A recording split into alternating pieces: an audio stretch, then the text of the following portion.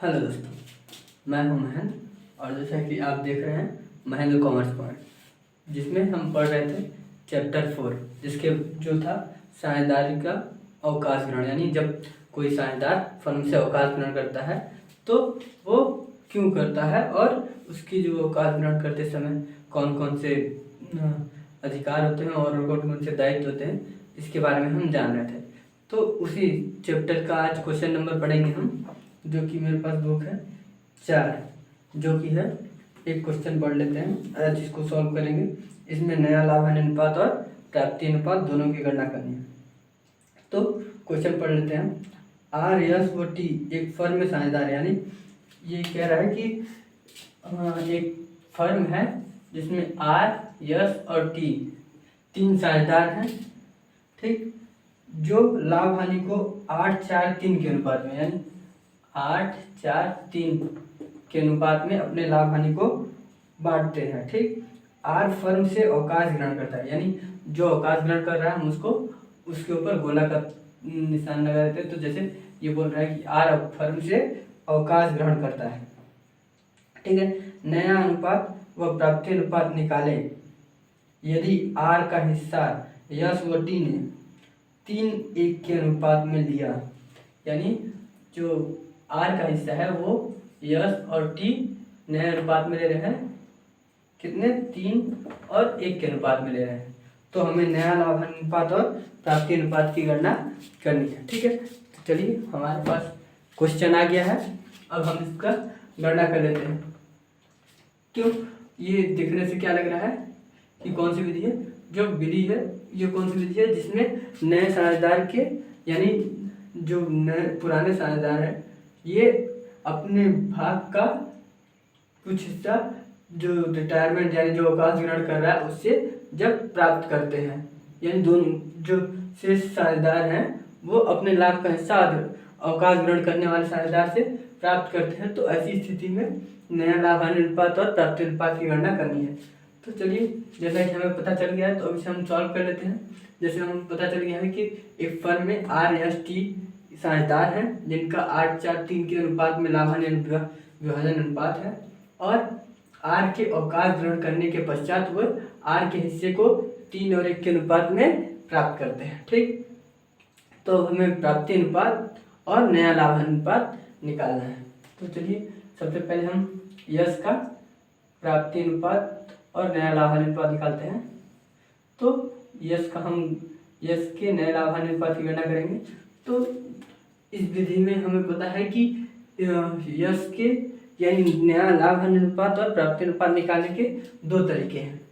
वो 2 तरीके कौन कौन से हैं मैंने पिछले वीडियो में बताया है, आप देख लीजिएगा और जानते भी होंगे कि 2 तरीके कौन कौन से हैं। एक तो हम जो पुराने साझेदार हैं उनको जो हिस्सा मिलने वाला है उसका मल्टीप्लाई करके एक बार दिखा सकते हैं कि नया लाभ अनुपात निकाल सकते हैं। या फिर दूसरा तरीका है कि हम सारा मल्टीप्लिकेशन इंटू और प्लस सभी को साथ में करें। तो इस वीडियो में हम पहली विधि का यूज़ करेंगे, जिसमें हम क्या करते हैं कि जिस साझेदार का हम क्या नया लाभ अनुपात बना रहे हैं उसके अनुपात को लिख लेते हैं हम। तो इसका है 8-4-12-3-15, यानी 4/15। अब 4/15 कैसे आए? तो ये यस का नया लाभ अनुपात निकाल रहे हैं, तो इसका हिस्सा 4 है, और कितने हिस्से में इसका हिस्सा 4 है? तो इनका टोटल 15, यानी 15 हिस्से में से इसका 4 हिस्सा है, ठीक है। अब ये जो साझेदार है यस, इसको अवकाश ग्रहण करने वाले साझेदार का हिस्सा भी मिलेगा। तो कितना है? 8/15, 8/15 ये लिख लेते हैं, ठीक है। अब मल्टीप्लाई हो जाएगा किसके साथ? इसका नया हिस्सा, यानी जो अवकाश ग्रहण करने वाले साझेदार के बाद उसके लाभ का नया हिस्सा प्राप्त करेगा। यानी जब आर अवकाश ग्रहण करेगा तो उसके बाद अवकाश ग्रहण करने के बाद जो इसका ये नया हिस्सा प्राप्त करेगा आर का, उस हिस्से को हम मल्टीप्लाई कर देते हैं किससे? जो अवकाश ग्रहण करने वाले साझेदार का हिस्सा है उससे। तो ये कर लेते हैं 3/4, 3/4 कहाँ से आया? तो 3 हिस्सा यस का हो गया और 1 हिस्सा टी का, दोनों का टोटल उसके बटे में, तो 3/4। अब इसको हम सॉल्व कर लेते हैं। तो इसको सॉल्व करने के लिए क्या करते हैं, सबसे पहले हम मल्टीप्लाई वाले को करते हैं सॉल्व। तो जो बाकी का है 4/15 इसको सेम टू सेम उतार लेते हैं। तो 4/15 उतार लिया हमने, प्लस का चिन्ह लगा दिया। अब इसका हम मल्टीप्लाई कर लेते हैं। ठीक, तो 4 दूनी 8, 15 दूनी 30, इसका हम एलसीएम ले लेंगे। ठीक है, तो 3 × 5 = 15, 5 × 20, 15 × 4 = 60। तो हम एलसीएम लेते हैं 60। अब 8 × 3 = 24। ठीक है, सीधे सीधे हम इसका गुणा कर लेते हैं। तो 15 × 4 = 60 और 8 × 3 = 24। ठीक है, तो ये हमारा हो गया एक, इसको हम कह सकते हैं कि ये हमारा नया अनुपात है, यानी जो 24/60 है ये एक तरह से स का नया, यस का नया अनुपात भी है। कितना, 24/60। तो इसको भी हम लिख लेते हैं क्योंकि ये नया अनुपात है। तो इसमें जो क्वेश्चन में पूछा है वो हमें स का नया अनुपात और प्राप्ति अनुपात की गणना करना है। दोनों साझेदार के जो शेष बच रहे हैं उनके नया अनुपात और प्राप्ति अनुपात की गणना करना है। तो ये हमारे यस का नया अनुपात है। कैसे निकला, जो पुराना साझेदार यानी जो अवकाश ग्रहण करने वाले साझेदार है उसके लाभ के हिस्से में हमने मल्टीप्लाई किया है उसके नए हिस्से को, यानी जो उसको भविष्य में हिस्सा स की आर के अवकाश ग्रहण करने के बाद जो मिलेगा, जो उसके लाभ का हिस्सा मिलेगा उसके साथ मल्टीप्लाई कर दिए तो ये इसका नया अनुपात निकल के आ गया ये इसका। अब हम इसके प्राप्ति अनुपात की गणना करेंगे। तो प्राप्ति अनुपात की गणना करने के लिए हम क्या करेंगे कि ये जो इसका हिस्सा है यानी 4/15 ये यश का पुराना हिस्सा है, यानी जब तीनों साझेदार थे तब का उसका हिस्सा है, और प्लस है, प्लस करेंगे उसका जो यानी जो नया और पुराने साझेदार के अवकाश ग्रहण करने के पश्चात यश का जो नया लाभ अनुपात है उसके साथ हम उसको जोड़ देंगे, उससे जोड़ देंगे दोनों को, तो हमें मिल जाएगा उसका प्राप्ति अनुपात। तो अब 15 और 60 में से हम एलसीएम ले लेंगे। तो 15 और 60 का एलसीएम हो जाएगा 60। ठीक है, अब इसको हम जोड़ने के लिए क्या करेंगे, 15 को भाग देंगे 60 से और जितना आएगा उसके ऊपर वाली संख्या यानी 4 से 15 के ऊपर वाली संख्या के साथ उसका मल्टीप्लाई कर देंगे। तो 15 का जब भाग देंगे 60 में तो 15 × 4 = 60 यानी 4 आएगा, और 4 का 4 में गुणा करेंगे तो 4 × 4 = 16 आएगा। तो ये 16 लिख दिए हम। ठीक है, अब 60 का भाग देंगे 60 में और जो आएगा उसके ऊपर वाले के साथ प्लस कर देंगे, सॉरी गुणा कर देंगे। तो 60 का भाग 60 में देंगे तो 1 आएगा और 1 का गुणा 24 में करेंगे तो 24 ही आएगा। ठीक है, तो अब 24 और 16 जोड़ देंगे तो कितना हो जाएगा 40। तो ये हो गया हमारा 40/60। ये क्या हो गया हमारा प्राप्ति अनुपात, किसका, यश का प्राप्ति अनुपात ये हो गया, और ये हो गया उसका नया अनुपात। ठीक है, तो जैसा कि हमने बता दिया कि यश का जो दोनों शेष साझेदारों का क्या निकालना था हमें, नया अनुपात और प्राप्ति अनुपात। तो हमने यश का निकाल दिया ये नया अनुपात और ये उसका प्राप्ति अनुपात। अब हम निकाल लेते हैं टी का। ठीक है, सॉरी प्रॉब्लम हो गई। हाँ, तो अब हम निकाल लेते हैं टी का नया अनुपात और प्राप्ति अनुपात। तो अब टी का हिस्सा देखेंगे हम। तो टी का हिस्सा कितना है, 3/15। ठीक है, ये थोड़ा मार्कर चाहिए, 3/15 प्लस करेंगे जो उसे हिस्सा अवकाश ग्रहण करने वाले का हिस्सा जो मिल रहा है यानी आर का हिस्सा कितना 8/15। ठीक, इंटू अब जो आर के अवकाश ग्रहण करने के पश्चात यानी जो साझेदार हमारा आर उसके अवकाश ग्रहण करने के पश्चात जो टी को नया हिस्सा मिलेगा वो है 1/4। ठीक है, तो इसको भी हम सॉल्व कर लेते हैं। तो सबसे पहले हम क्या करेंगे, 3/15 यानी जो उसका जो टी का पुराना हिस्सा है इसको सेम टू सेम रखेंगे, प्लस का चिन्ह लगा दिए। अब इनका मल्टीप्लाई कर देंगे यानी जो अवकाश ग्रहण करने वाले साझेदार से हिस्सा मिल रहा है उसका, और जो अवकाश ग्रहण करने के यानी आर के अवकाश ग्रहण करने के बाद जो टी को मिलेगा उस हिस्से को दोनों का जब हम गुणा कर देंगे तो उसका टी का नया लाभ नया लाभ हानि अनुपात निकल जाएगा। तो हम इसको गुणा कर देते हैं।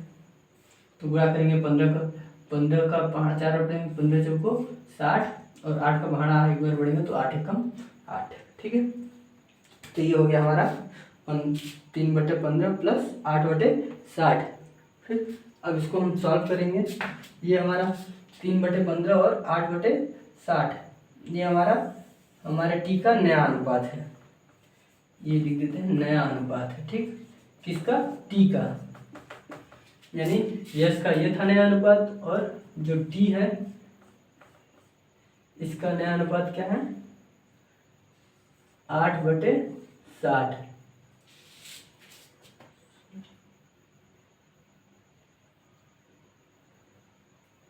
ठीक है, अब टी का हम क्या करेंगे? प्राप्ति अनुपात निकालेंगे। तो प्राप्ति अनुपात निकालने के लिए टी का प्राप्ति अनुपात कितना हो जाएगा? इन दोनों में से एलसीएम ले लेंगे हम। तो 15 और 60 का एलसीएम लेंगे तो 60 आ जाएगा। अब 15 का भाग 60 में देंगे तो 4 आएगा। 15 चौको 60 तो 4 आएगा और 4 का गुणा 15 वाले के ऊपर यानी 3 के साथ करेंगे तो 4 के 12 प्लस अब 60 का भाग हम 60 में देंगे तो 1 आएगा और 1 का गुणा उसके ऊपर वाले यानी 60 के जिसका भाग दे रहे हैं उसके ऊपर वाले के साथ करेंगे यानी 60 के ऊपर कौन है? 8। तो 60 जब 60 का भाग 60 में दिए तो 1 आया और 1 का गुणा 8 में करेंगे तो 8 आएगा। ठीक, अब इनको जोड़ देते हैं हम। तो ये 60 तो सेम टू सेम उतर जाएगा। अब जो 12 और 8 जोड़ेंगे तो 12 8 20 हो जाएगा। ठीक है, तो ये टी का हमारा हो गया प्राप्ति अनुपात कितना?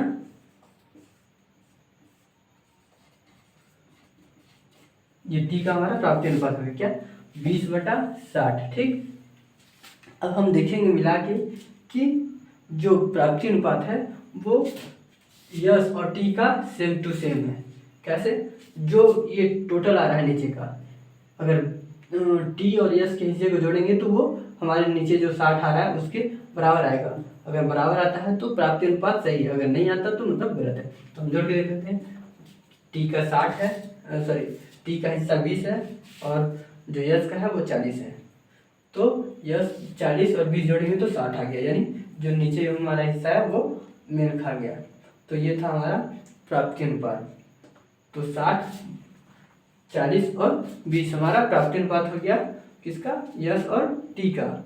और 24/60 ये नया अनुपात हो गया यस का और 8/60 ये टी का हो गया नया अनुपात। तो इस तरह से हम नया अनुपात हमारा हो गया नया अनुपात यस और टी का कितना हो गया? यस का हो गया 24 और टी का हो गया 8 और प्राप्ति अनुपात